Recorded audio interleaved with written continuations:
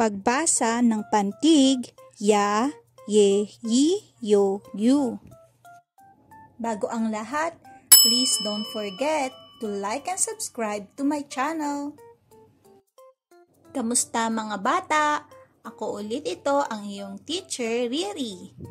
Aking babasahin ang mga pantig at sundan niyo ako. Ya, ye,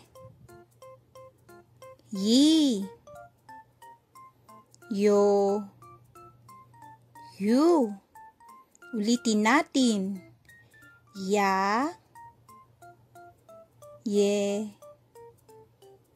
yi, yo, yu.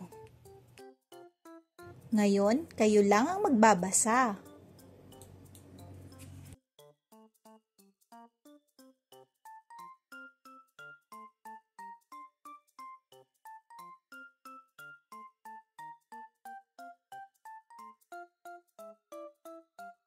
Good job! Ngayon basahin natin ang mga salita na nagsisimula sa pantig. Ya, te, yate. Ye, lo, yelo.